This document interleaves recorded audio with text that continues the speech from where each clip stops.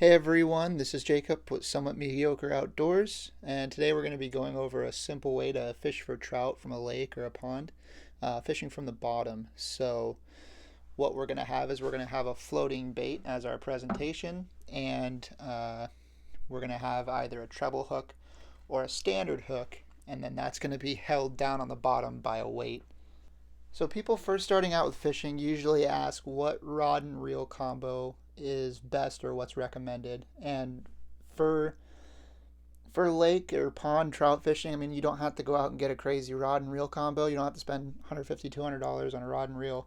Um, what I suggest is people go to like Walmart or Biomart or whatever your local store is, and look for a decent combo setup, not buying the rod and then the reel separately.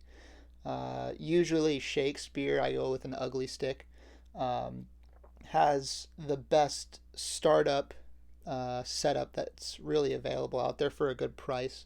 So don't break the bank, just get something decent.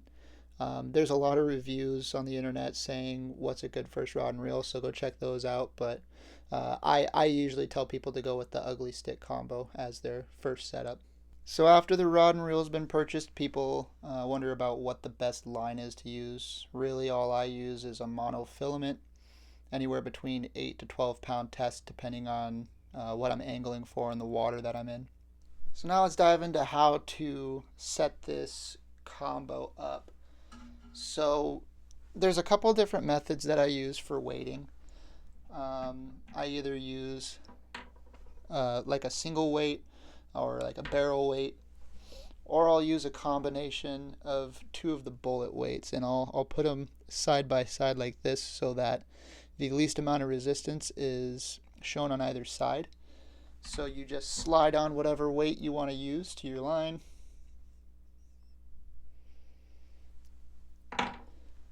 And then I use a clamp weight to secure it to whatever depth I want.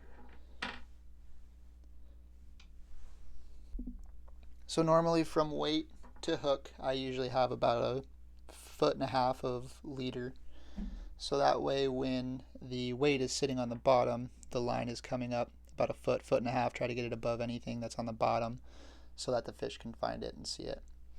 So once you have your desired depth, you clamp on your clamp weight, and then that'll keep this from sliding any further past that point. So now that you've got your weight put on your line, it's time to tie on your hook. I'm using a small treble hook, just going for some lake trout, so you don't need anything crazy. Like I said before, you can also use just a standard hook as well. Usually I use a treble hook when I'm going to keep fish, and I use a standard hook when I'm just catch and release. It's a little bit easier on them.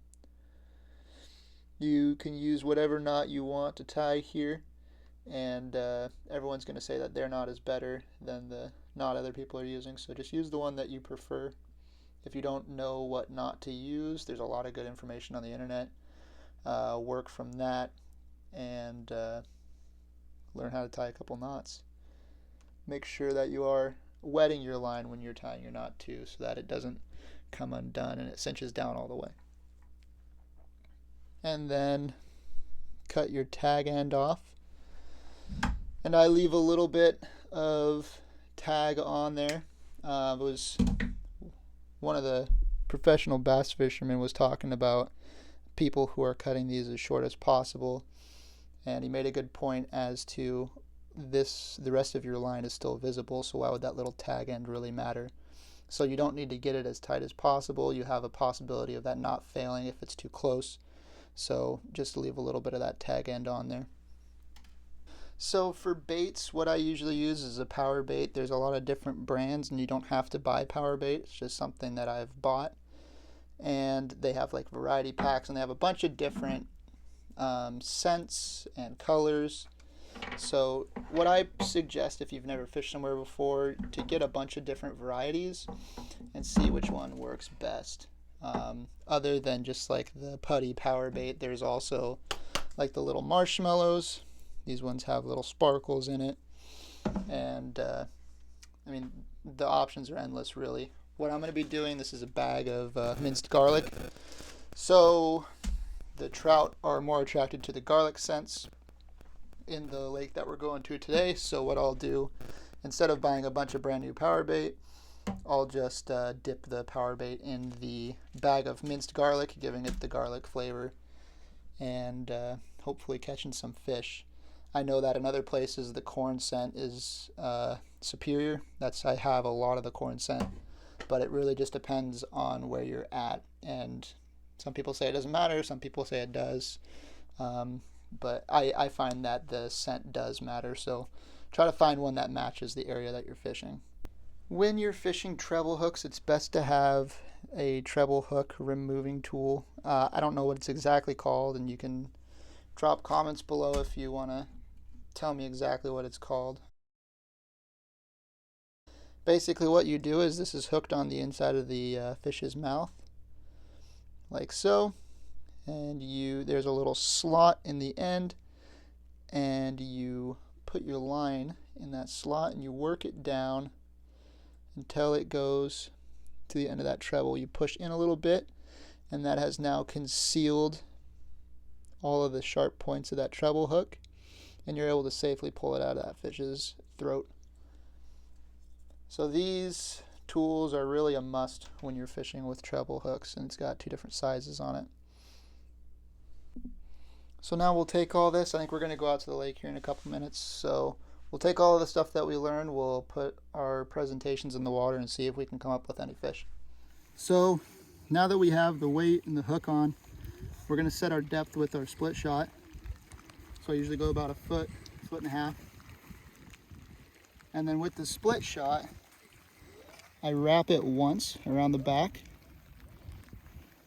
and then back through the mouth of it, so that it encompasses the entirety of that line and it keeps it in place. So this will sit on the bottom, this will float up with your floating bait, and it can't advance any further. So we'll get the bait that we're using,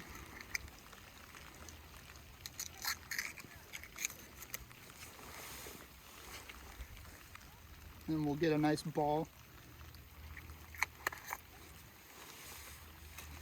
And then I'm going to dip it in that minced garlic and just kind of roll it around and get all that flavor on there.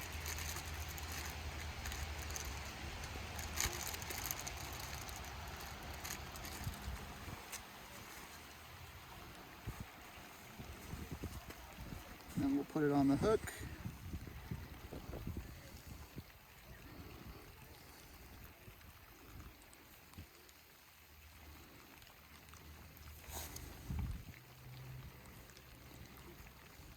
Kind of make a ball.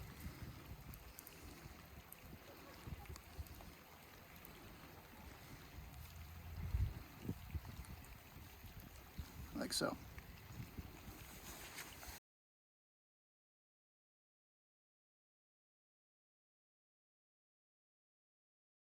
So now when you're casting, and if you have 2 people fishing like we will have today, you'll kind of try to keep them somewhat close and in line with each other. So we're just going to cast it out and then let it hit the bottom. We're not going to flip our bail back over to lock that reel. We're going to let it pull as much line as possible. Then once it's sitting on the bottom, we'll flip the bail over and reel it in so that there's tension on the line.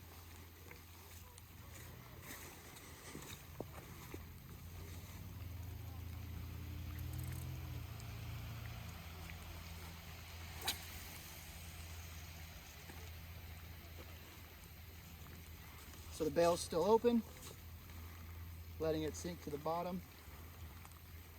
We'll flip the bail back over,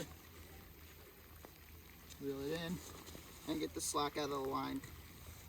Now with this style of fishing, unlike bobber fishing, the only tell that you have is at the tip of your rod here. So if you come in here, once you start getting a strike, it'll bump like this, and you'll see it start to pull a little bit. So you wait for that, and then you set the hook once it's bumping and taking a hit. Well, it's raining, we're wet, we hadn't caught anything. We got 1 bite, wasn't able to produce anything from it. Hopefully this video showed you a little bit of something on how to get out on the water and fish for some trout.